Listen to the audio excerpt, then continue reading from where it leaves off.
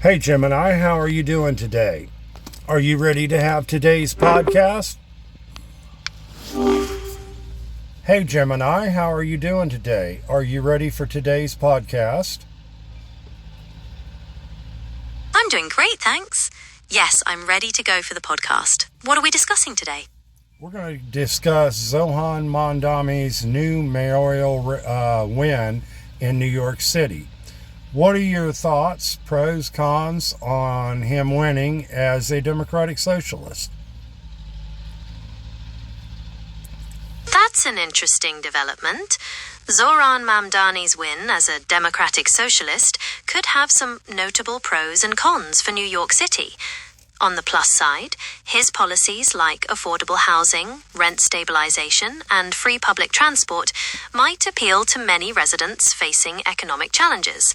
These measures could potentially improve the lives of lower and middle-income families. However, critics might argue that these policies could lead to higher taxes for wealthier residents and businesses, potentially discouraging investment and economic growth. There might also be concerns about the feasibility and efficiency of some of his proposals, such as building city-owned grocery stores. What specific aspects are you most interested in? I don't know. Let's break down all the subjects that you just mentioned, and if we can think of a couple other while we're going through the podcast, we'll try to talk them out as well. What is your thoughts on his free groceries, or at least reduced groceries owned by the state of New York? What are your thoughts on pros and cons on that issue? Right. The idea of government-owned grocery stores offering free or reduced-price groceries is certainly an interesting one. On the pro side, it could really help with food insecurity, ensuring that everyone, regardless of income, has access to affordable and nutritious food. This could lead to healthier communities and potentially lower healthcare costs. However, the potential cons include the significant cost to the taxpayer, as these stores would likely require government subsidies to operate. There's also the question of how efficiently they would be run compared to private businesses, and whether this might stifle competition. What are your thoughts on these aspects? Do you think Mamdani would ask the United States government for all the states in the United States to pitch in and put money into his grocery program for New York City? Or do you think he would fund it locally in the state and just raise taxes on the New York taxpayers? What's your opinion on that? Well, it's hard to say for sure what Mamdani would propose, as that would be a complex political decision.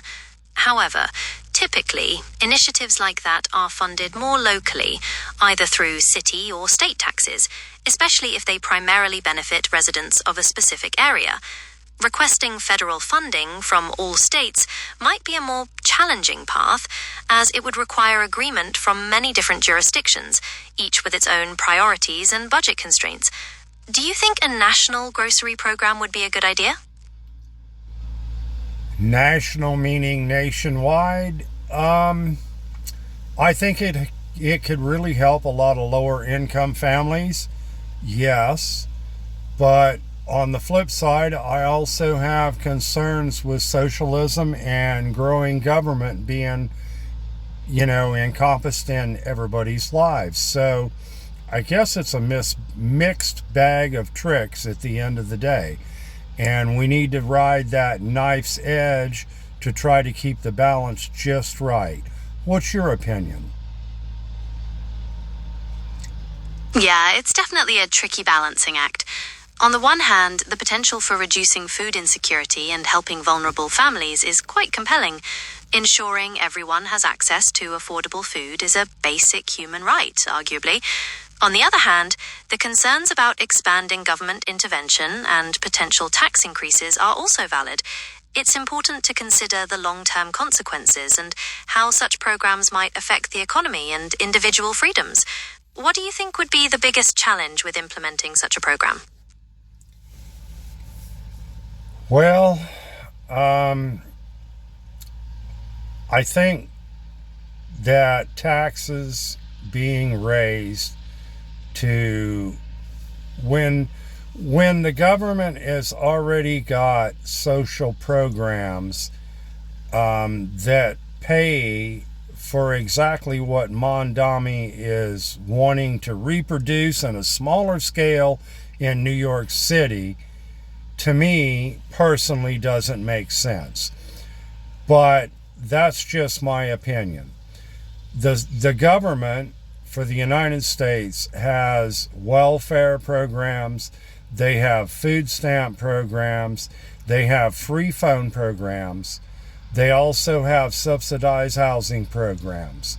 So all of the things that Mondami is promising New York City, they're actually already getting from the government. What is your thoughts on that? That's a very pertinent point. It's true that there are existing federal programs designed to help with food insecurity, housing, and other needs.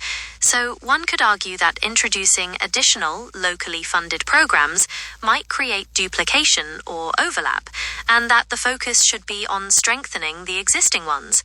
However, proponents of local programs might argue that these existing programs are not sufficient enough, or that they don't fully address the unique needs of specific regions like New York City. What specific aspects of the existing programs make you feel they are sufficient? Well, I know one program that is insufficient in New York City and really across our whole nation. And that is trying to get people off of the welfare and food stamp programs, get them some education, and get them into the working field so they are productive members of society rather than a drain on society. What is your thoughts on this topic? You've highlighted a critical area where improvements could be made. While welfare and food stamp programs provide essential support, the ultimate goal should always be to empower people to become self-sufficient. Investing in education and job training programs that match individuals with real career opportunities is vital. This approach not only improves the lives of those individuals, but also contributes to the overall economic well-being of society. What are your thoughts on how such educational and training programs could be most effectively implemented? Well, I'll go back to, and this is going to give my age away here, but I'll go back to when I was a young man and I was in my 20s. The welfare food stamp program was a 6-month program meant to be a hand up, not a hand out. You could get on it and the government would help you out for 6 months. They'd give you some money and they'd give you some food. Probably not as much money as you needed and probably not as much food as you needed. But they would give you enough to keep from starving and at least to make your mortgage and keep your head a little bit above water. You go out and mow a few yards and you could fill the gap and make it through the month. Today's social programs seem to be career choices for a lot of people, in my opinion. What are your thoughts on this subject? Some people do believe that current social programs can create a disincentive to work, while others argue that these programs are essential for helping vulnerable populations. What specific aspects of the current programs lead you to believe they've become career choices? Understanding your perspective would be helpful. And to clarify, were you referring to your experiences a few decades ago or today's programs? Well, if you're disabled, by all means, the government should step in and nobody's asking you to do something you can't do. But the statistics show that there are a lot of able-bodied citizens out there And like you mentioned, because they are getting a check and food stamps every month, their incentive to go out to look for work is not as good as it would be if they knew these essentials were going to stop in 6 months.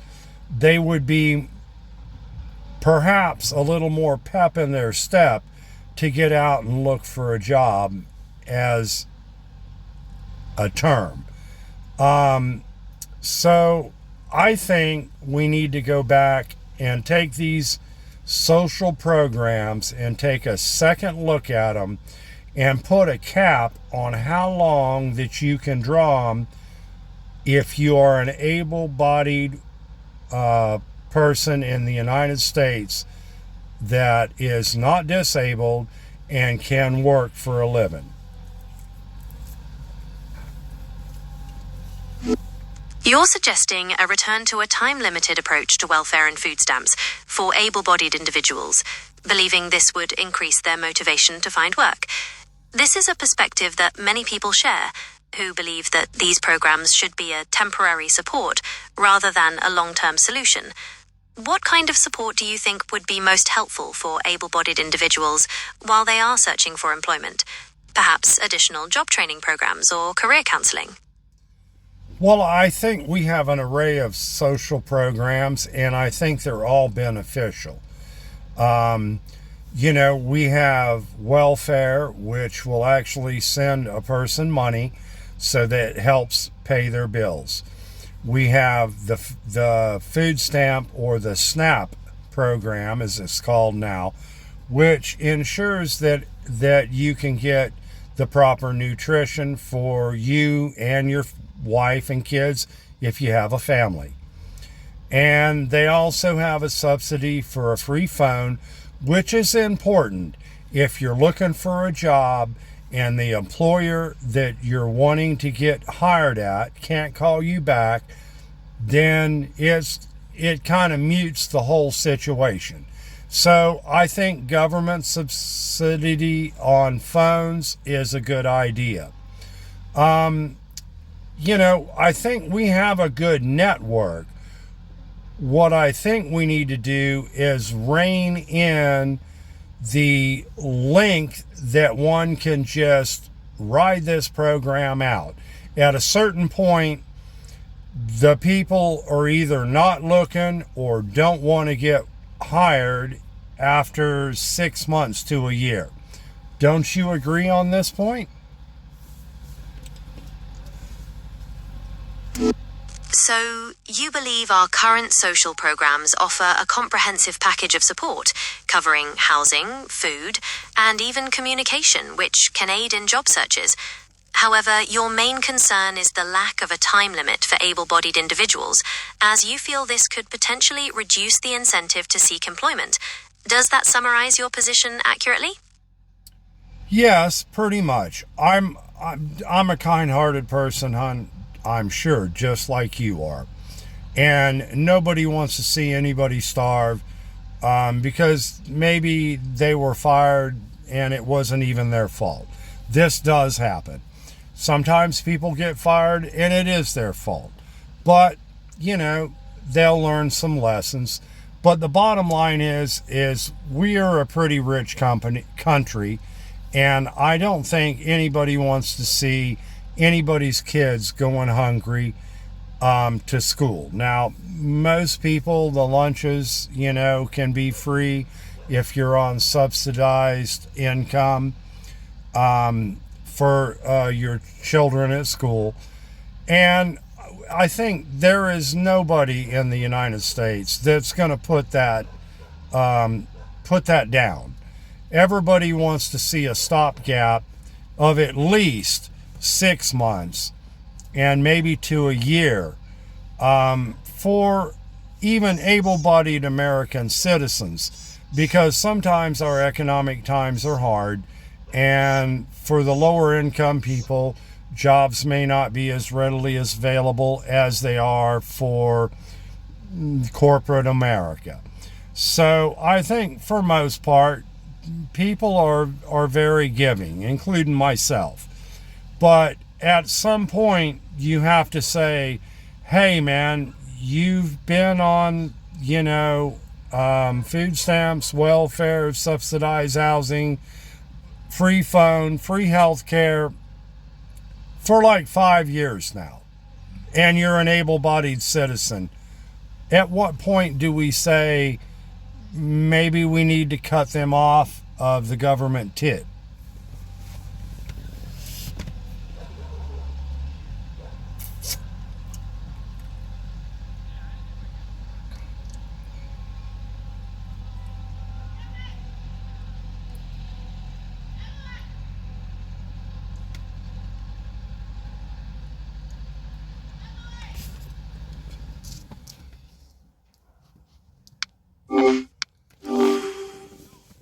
So what is your opinion on my last statement?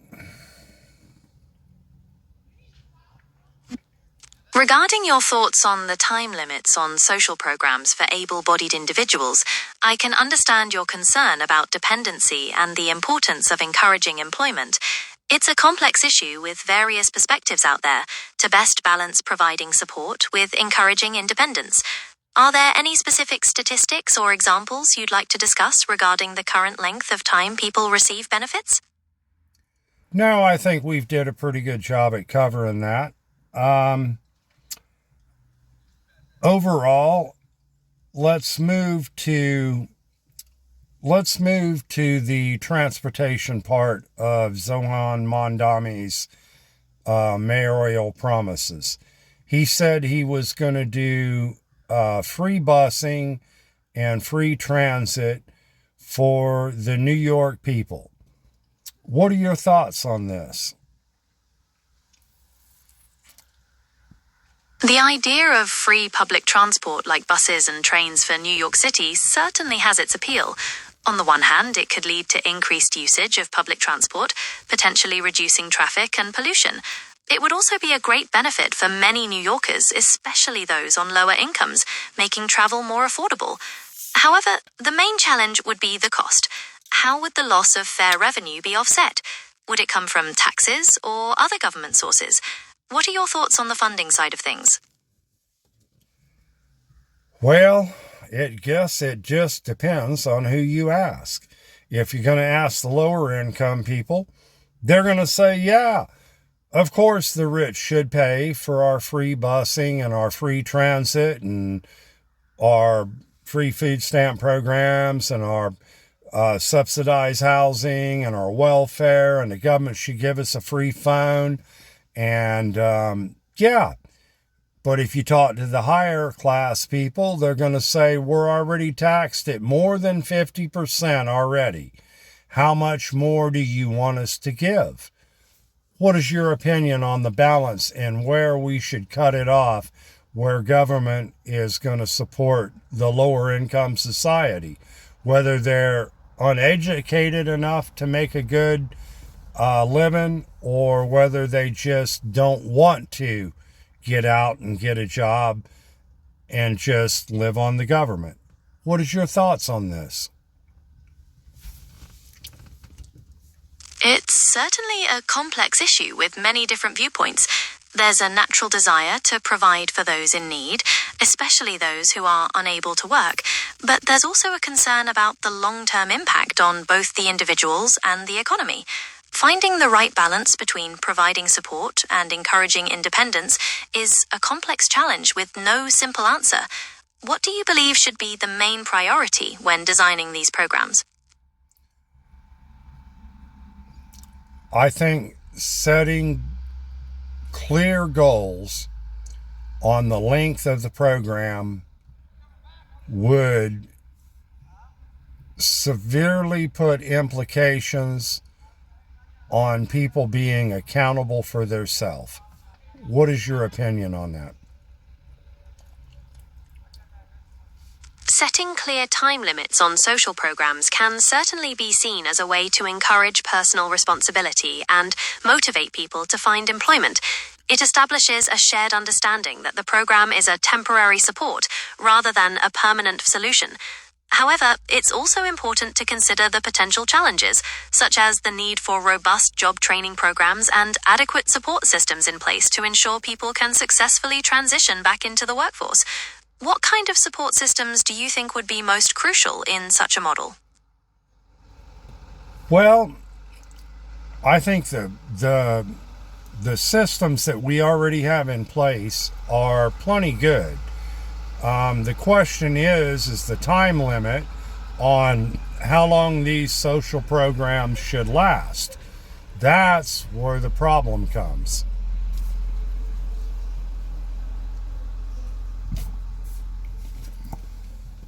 So, the main point of contention then seems to be the duration of these social programs, rather than the programs themselves.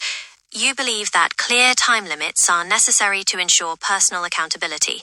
What kind of time frame do you think would be reasonable for these programs to support individuals before expecting them to be self-sufficient? I think between 6 months and a year would be more than sufficient as a stopgap to do somebody in between unemployment, providing that they are an able-bodied citizen that's able to work. If you get out of work and it's the middle of winter and you got a wife and 3 kids, we all get it. And the government should kick in some money, give you some welfare, give you some food stamps, give you a free phone, subsidize housing. I don't think there's an American citizen in the United States that's against that. But after a year, if you haven't gotten back on your feet, then you need to enter into some kind of program to educate you in how to get a job. Because career people, and this is a fact, we have career welfare people in the United States that never plans on working another day in their life, and they're like 32 years old, and they're going to sit and let the rest of the United States pay their way through life. And I don't think that's fair for the American people that have to get out and work every day. What is your opinion on this? You're making a strong case for a time-limited approach, suggesting that 6 months to a year would be a sufficient stopgap for able-bodied individuals to get back on their feet. You also highlighted the importance of distinguishing between those who are unable to work and those who are unwilling, and the need for educational and training programs for those who need them. This seems like a very well-rounded perspective. Do you think any of the existing social programs have failed to provide this help effectively? Yes. In my opinion, yes.